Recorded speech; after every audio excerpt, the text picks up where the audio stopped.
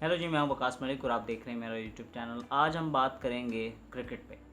Pakistan versus England. Pakistan की series 4-5 महीने के गैप के बाद दोबारा इंटरनेशनल क्रिकेट पाकिस्तान खेलने जा रहा है और ये बड़ी अच्छी खबर है पाकिस्तान में क्रिकेट शौकीन के लिए कि एक मरतबा फिर उनको अच्छी क्रिकेट देखने को मिलेगी।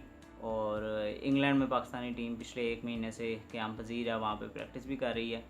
और ये काफ़ी टफ़ टूर होगा क्योंकि काफ़ी यंगस्टर इस टीम के अंदर शामिल हैं। पाकिस्तान का अगर रीसेंट पास में देखा जाए रिकॉर्ड, तो इंग्लैंड के अंदर पाकिस्तान की बहुत अच्छी कारकर्दगी रही है। और जितनी भी एशियन टीम्स हैं उनमें सबसे बेस्ट अगर कोई परफॉर्मेंस करती रही है टीम, तो पाकिस्तान की टीम है, जिसने 2016 में भी बहुत अच्छी सीरीज़ ड्रॉ करके आए, 2018 में भी सीरीज़ ड्रॉ करके आए। और इस बार चांसेस यही हैं कि पाकिस्तान फिर अच्छा रिजल्ट देगा क्योंकि यंगस्टर इन फॉर्म है, बैटिंग भी और बॉलिंग भी। जहाँ तक इंग्लैंड की बात की जाए, ओल्ड ट्रैफर्ड के मैदान में ये मैच खेला जाएगा और थोड़ा सा स्लो साइड पे है पिच और स्पिनर्स को हेल्प मिलेगी, लेकिन इंग्लैंड टीम भी फॉर्म के अंदर है। उन्होंने रिसेंट में वेस्ट इंडीज़ को हराया और जो उनको प्रैक्टिस 4-5 महीने के गैप से चाहिए थी वो उनको मिल गई है। अब वो पाकिस्तान के ऊपर अटैक करेंगे और पाकिस्तान भी डिफेंड करने की सलाहियत रखता है। यहाँ पे एक बात बहुत ज़रूरी है क्योंकि इंग्लैंड की बैटिंग ऑर्डर जब से एलिस्टर कुक जो गया है उसके बाद से उनकी जो बैटिंग की जो स्टेबिलिटी उनकी ओपनिंग में उनको मिलती थी वो अब नहीं है। और रूट भी आउट ऑफ फॉर्म है। वैसे तो वो लास्ट सीरीज़ में भी पाकिस्तान के ख़िलाफ़ जो है वो फॉर्म में आ गया था और उसने अपने कैरियर का हाईएस्ट स्कोर मारा था, लेकिन इस बार कुछ सीन और लग रहा है क्योंकि उसको एक तो कैप्टनसी का बहुत ज़्यादा प्रेशर है क्योंकि उसकी सीरीज़ इतनी, उसकी कैप्टनसी में आके इंग्लैंड की परफॉर्मेंस थोड़ी सी नीचे आ गई है। और बेन स्टोक्स फॉर्म में हमेशा की तरह। बाकी बॉलिंग तो इंग्लैंड की हमेशा से ही रही है, ब्रॉड, एंडरसन, आर्चर, वोक्स। अब उनके पास स्पॉट्स बहुत कम है खिलाने के लिए, लेकिन उनके पास फास्ट बॉलर बहुत ज़्यादा है, तो ये कंपटीशन रहेगा उनके दरमियान। और बैटिंग लाइनअप की बात की जाए तो ओपनिंग उनकी ये नए लड़के हैं और बैटिंग में कोई ऐसा नाम नहीं है रूट के अलावा। बेन स्टोक्स है, उसके अलावा बटलर और बेस्टो में से जिसको वो खिलाएंगे वो बड़ा वाइटल रोल प्ले करेगा उनकी बैटिंग लाइनअप के लिए।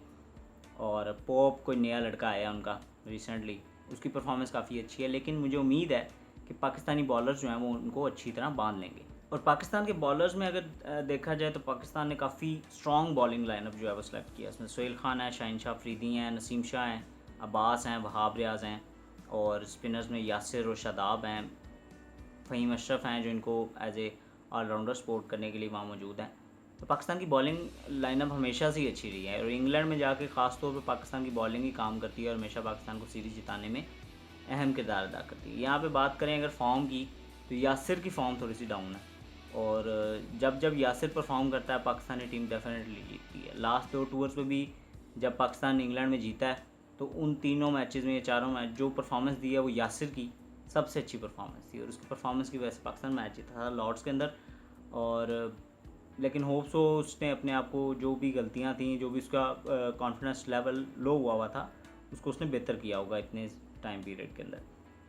शादाब ने पीएसएल में अच्छी फॉर्म दिखाई, वो वापस आया टेस्ट टीम के अंदर। मुझे लगता है कि पाकिस्तान 2 स्पिनर्स के साथ जाने की ये एक टेक्निक आजमाएगा इस बार, क्योंकि मिसबा साहब हमारे हेड कोच हैं, वो थोड़ी सी ये इस चीज़ को सपोर्ट भी कर रहे हैं। उनके इंटरव्यू से ये लगा, उन्होंने जो एक वीडियो क्लिप उनका देखा कि वो लग रहा है, उन्होंने एक हिंट दिया कि शायद 2 स्पिनर्स के साथ पाकिस्तान मैदान में उतर सकता है। बॉलिंग में अगर देखें तो शायद अब्बास, शाहीन और नसीम शाह स्ट्रेट फॉरवर्ड जो हैं वो सिलेक्शन है। और क्योंकि नसीम अच्छी बॉल कर रहा है, शाहीन ने अपने आप को मैच्योर शो किया है। ये ऑस्ट्रेलियन टूर के बाद ऑस्ट्रेलिया टूर में वाहिद बॉलर ऐसा था जिसकी कोई रीज़नेबल बॉलिंग थी पाकिस्तान की, और उसके बाद अब्बास तो ऑलरेडी मतलब एक वर्ल्ड क्लास बॉलर है। और ये यंगस्टर्स हैं, इनको ग्रूम करना चाहिए, इनको सीखना चाहिए और इनकी एक मैनेजमेंट, स्ट्रॉन्ग मैनेजमेंट होनी चाहिए। यूनस भी है, मिसबा भी है, वहाँ पे मौजूद हैं, तो इनकी गाइडलाइन अच्छी करें, इनको सही गलत का बताएं कि ये लाइन है, ये लेंथ है। ये पहले भी सारे सीरीज़ यूनस भी वहाँ मौजूद है, वकार है, ये सब वहाँ खेल चुके हैं, इनको पता है कि इंग्लिश कंडीशन में किस तरह बॉलिंग की जाती है। नसीम शाह का थोड़ा स्किटी है, वो आगे बॉल करता है, इसलिए उसकी बॉलिंग ज़्यादा चलेगी। शाहीन अफरीदी जो है उसने अपने आप को बहुत अच्छा मतलब शो किया, उसने बहुत मेहनत की है लड़के ने, और वाकई वो बड़ी स्टेज के लिए तैयार है। और इंशाल्लाह इस सीरीज़ के अंदर वो ज़रूर, मुझे लगता है कि इन दोनों के कैरियर की मतलब एक चेंजिंग सीरीज़ साबित होगी और ये समर जो है, इंग्लिश समर, उनके लिए बेहतरीन साबित होगा। अब बात की जाए पाकिस्तान बैटिंग की, तो पाकिस्तानी बैटिंग में ओपनिंग में आबिद और शान ने बड़ा अच्छा स्टेबल दिया हुआ है। ये दो सीरीज़ से श्रीलंका और बांग्लादेश की सीरीज़ में दोनों ने अच्छी परफॉर्मेंस दी। उसके बाद बाबर अपनी कैरियर की बेहतरीन फॉर्म में आ गया मेरे ख्याल में, और अब वो वाकई जो जिसको मॉडर्न डे प्लेयर कहते हैं उस तरफ वो जा रहा है, जो तमाम फॉर्मेट्स के अंदर बेस्ट परफॉर्म कर रहा है इस टाइम। वो पाकिस्तान का बेस्ट बैटर है थ्रू आउट, किसी भी फॉर्मेट के अंदर, किसी भी स्क्वाड के अंदर वो लाजमी जो है वो इंटरनेशनली उसको रिकग्नाइज़ किया जा रहा है। बाबर की बात थोड़ी देर बाद में करते हैं, अभी आ जाएँ। उसके बाद अज़हर है, कैप्टनसी का प्रेशर है उस पर थोड़ा सा, लेकिन उसने रिसेंटली जो सेंचुरी किया है, होप्स हो कि उसको इससे कॉन्फिडेंस मिला हो, और वो इंग्लैंड में पहले भी अच्छा परफॉर्म कर चुका है और अभी भी मुझे उम्मीद है कि अज़हर अच्छा परफॉर्म करेगा। नंबर 5 पे अगर आ जाएँ तो असद डाउटफुल लग रहा है, उसकी परफॉर्मेंस बहुत नीचे आ गई है, और लेकिन मिसबा साहब का उसको जो है वो मॉरल सपोर्ट है, क्योंकि मिसबा ने अपने कैरियर में शायद उसको कभी ड्रॉप नहीं किया होगा, और अभी भी नहीं लगता है कि वो कोचिंग में उसको ड्रॉप करेगा। उसको लगता है कि असद एक सेफ फेस देगा उसको। और बाकी अगर आप देखें फवाद आलम, जो कि पिछले 10 साल से 2010 में जब पाकिस्तानी टीम इंग्लैंड गई थी तब उस बंदे को कहा जा रहा था, कंसिडर किया जा रहा था कि इसको भेजना चाहिए, पर नहीं भेजा गया। उसके कैरियर के 10 साल बेहतरीन ज़ाया किए गए और अब उसको इंग्लैंड भेज दिया एक बहुत ही मुश्किल सीरीज़ में, जहाँ पे एलियन कंडीशंस में उसको खिलाएंगे। उनको चाहिए था कि बांग्लादेश या श्रीलंका के ख़िलाफ़ उसको 2-1 मैच खिला देते, उसका बल्ला सीधा हो जाता, इंटरनेशनल प्रेशर उसके ऊपर से हट जाता, फिर वो जाता इंटरनेशनल में। लेकिन उसको कोई खिलाएंगे तो नहीं मुझे लगता, क्योंकि कल असद ही खेलेगा। फवाद के ऊपर इतना ट्रस्ट मिसबा को नहीं होगा, अगर होता तो वो अपने कैरियर में अपनी कैप्टनसी में उसको लाजमी लेके आता। अगर वो खेला तो कोई बहुत बड़ा वाइल्ड कार्ड एंट्री होगी जो फवाद खेल गया। उसके बाद कीपर की बात करें तो कीपर में रिजवान ने बहुत अच्छा परफॉर्म किया डोमेस्टिक प्रैक्टिस मैचेस के अंदर। एक 100 मारा है, एक 50 मारा है, और सरफराज साहब के लिए ख़तरे की घंटी है। सरफराज को शायद खिला लें, या शायद की बात है, लेकिन रिजवान का ही मुझे लग रहा है कि उसकी सीट अभी पक्की है, क्योंकि उसने परफॉर्मेंस दी है। ऑस्ट्रेलिया में भी देख के आया था, उसके बाद इधर भी दी है, और ये जो मेन कंपटीशन सही अगर है तो वो सरफराज और रिजवान के दरमियान है, और इन दोनों में से मेरे ख्याल में अगर किसी को सिलेक्ट किया जाना चाहिए तो वो रिजवान है। और रह गई बात बाबर आजम की। बाबर आजम को कहा जा रहा है कि वो फैबुलस 4 के अंदर आ रहा है, फैब 4 के अंदर, जो एक एलीट क्रिकेटर जिस टाइम मौजूद हैं, कह रहे हैं कि ये 5वां प्लेयर है। मेरे ख्याल से उस फैब 4 में से एक को अब माइनस कर देना चाहिए, वो जो रूट है, जिसकी इतनी परफॉर्मेंस नहीं है, बस वो इंग्लिश मैन होने का एक जो वो उसको एज है वो उसको मिला हुआ है। बाकी परफॉर्मेंस उसकी बाकी फैब 4 में कहीं भी नहीं ठहरती है। स्मिथ, कोहली, विलियमसन और बाबर और लबुशैन, ये बेस्ट प्लेयर्स हैं इस टाइम दुनिया के, जो सारे कोहली, बाबर और विलियमसन तो तमाम फॉर्मेट्स में परफॉर्म कर रहे हैं। स्मिथ की टेस्ट में अनबिलीवेबल परफॉर्मेंस है।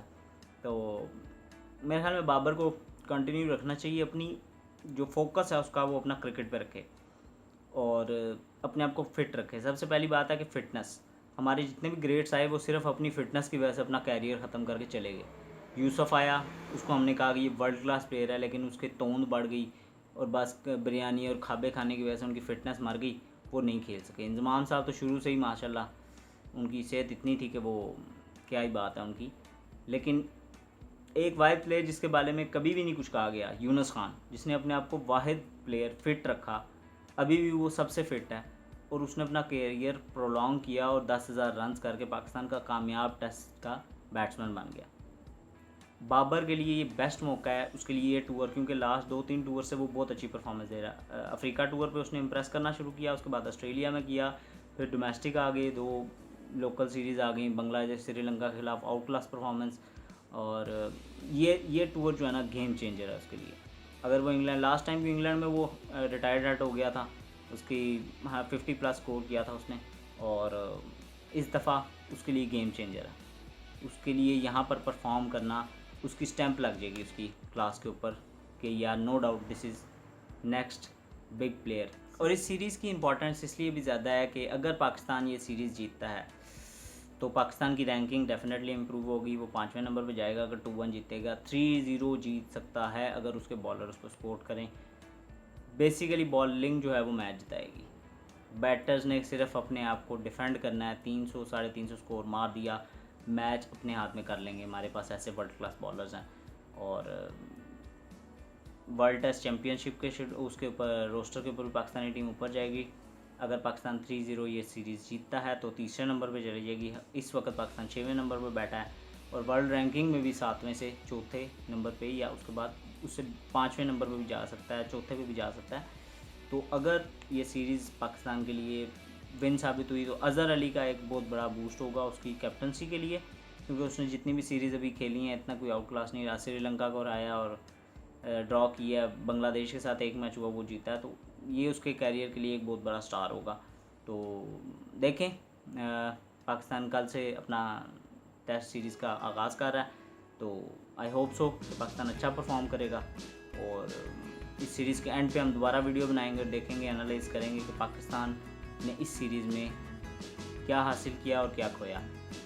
पर मेरी दुआ है कि पाकिस्तान ये सीरीज़ जीते और ये यंगस्टर जो हैं, ये पाकिस्तान का जो फेस है, ये एक स्टैंप लग जाएगा, यही अब हमारा फ्यूचर है और अपने आप को ये कुछ ना कुछ साबित करके वापस आए। बस यही मेरा पैगाम था। शुक्रिया।